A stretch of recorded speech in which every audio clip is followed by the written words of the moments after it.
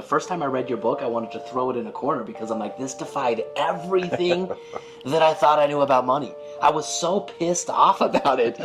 Over every decade, my perspective around success has definitely changed, and I can see it clearly. I think for me in my 20s, my first desire, my first definition of success was to buy my life back. I felt like I was free until I plugged into the system. And I can't remember who I was talking to in here, but I ended up dropping out of high school, because I didn't like the school system. And, as soon as I got my life back together, because I kind of lived in the gutter for a couple years, but as soon as I got my life back together, all of the social conditioning kicked in for me. Go to school, get a job, climb the corporate ladder, do the things, be successful. And I remember I got into that. I remember when I got my first paycheck, I saved it, I put it in my back pocket, right? I had my first job, and I got the paycheck, and I felt like it was some symbol of success. A high school dropout has a corporate job, got his first paycheck, and I remember I put it in my pocket, and I took it to the Bank of America to open it symbolically, like I made something in my life. And I remember I opened that check, and I looked at it, and I flipped it over a couple times, because there wasn't very much money there. After everything I just did, I was like, where's all my money? And I remember a little voice in the back of my head just said, you should quit now.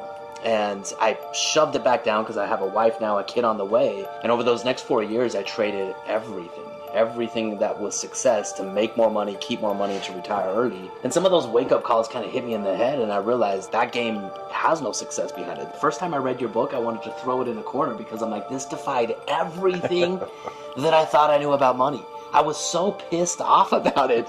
But it wasn't until I picked it back up and actually internalized it and started seeing what was behind what you said that the game of 30s for me was now playing the game of money. It wasn't being played by it, it was playing the game of money. And that's where everything changed for me, is I understood how to use money as a tool. When you understand the game of money, it becomes easy. You can get wealthy easy. I want to help more and more people not retire early, but build a life that they never want to retire from.